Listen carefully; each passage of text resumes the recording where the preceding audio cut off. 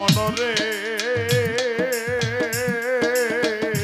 দয়াল গুরু যারে দয়া করে দীপ জ্বালাইয়া আধার ঘরে শিখায় তারে অসাধ্য সাধনা।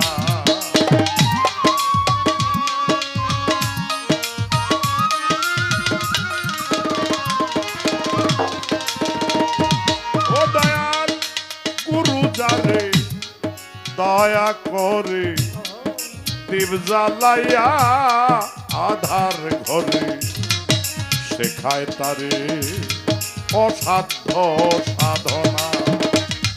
আরে করলে সাধন পালায় সমন তার মরণের ভয় থাকে না।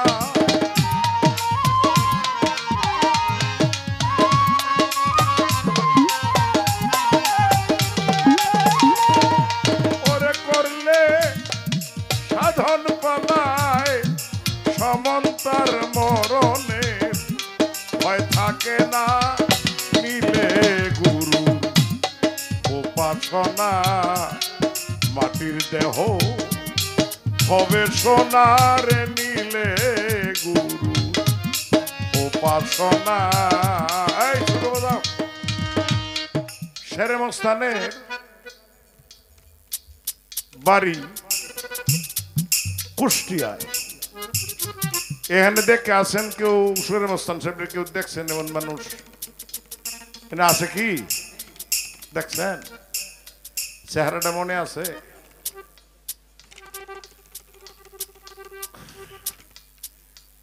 আমি এই সময় ছোট ছিলাম, অলিদ্রে যদি কই দেখছো কিনা এটা সম্ভব না। আসতে 3-4টা মেয়ে থাকতো লগে। যখনই আইতো লালন শাহ, লালন বলতে একজন এত বড় দার্শনিক কবি আছে, এটা আমরা জানছি শেরে মস্তানের মাধ্যমে। কেমনে 2-3টা মেয়ে থাকতো সাথে। একটা মেয়ের বয়স 16 থেকে 18 বছরের বেশি না। এটি সব সময় নিয়া লয়ে লয়ে ঘুরতো। আবার খালি এমনি না, এটি গানও জানতো, গান গাইতো, গান শুনতো। শেরে মস্তানরে অনেক চরিত্রের দোষ দিয়া এই দেশে অনেক মানুষ অত্যাচার করছে, কিন্তু কিছুই করতে পারে নাই, তার কিচ্ছু করতে পারে নাই। যেদিন বিদায় লয়ে গেছে দুনিয়ার থেকে, বিদায় নেওয়ার আগে ডিক্লিয়ার দিয়ে গেছে আমি এতটার সময় চলে যাব, আপনারা জানা যায় আইসেন। অনেক তাজা মানুষ ছিল শেরে মস্তান।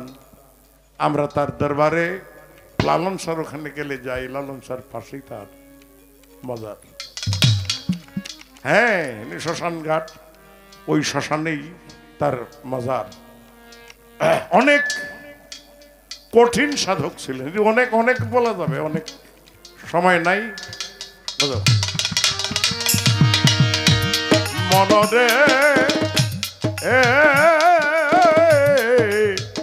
আরে ও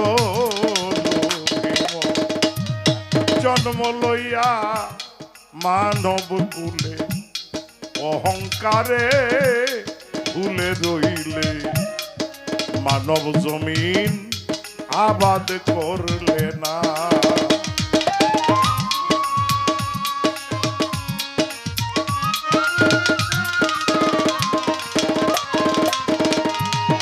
ওরে জন্ম লইয়া মানব কুলে অহংকারে ভুলে রইলে মানব জমিন আবাদ করলে না। ও তোর গুরুর দয়া না হইলে সুবৃক্ষে ফল ধরবে না।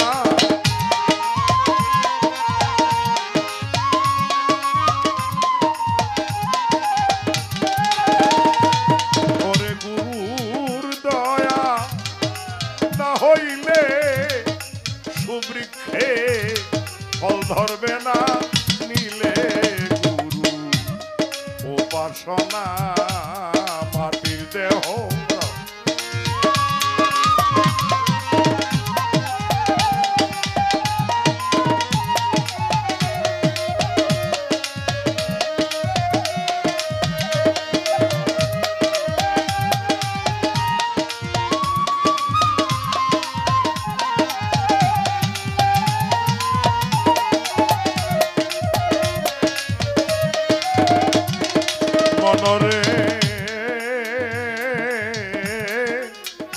হরেন্দ্র দাসে বলে রাধা রমন ভুলে রইলে প্রেম ফুলের মধু খাইলে না।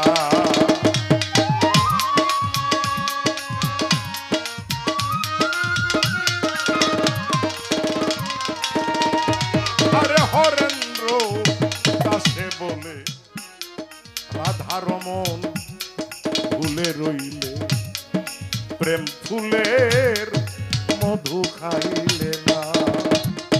আরে এক বিন্দু পাত করলে মধু কামজালা দে রবে না।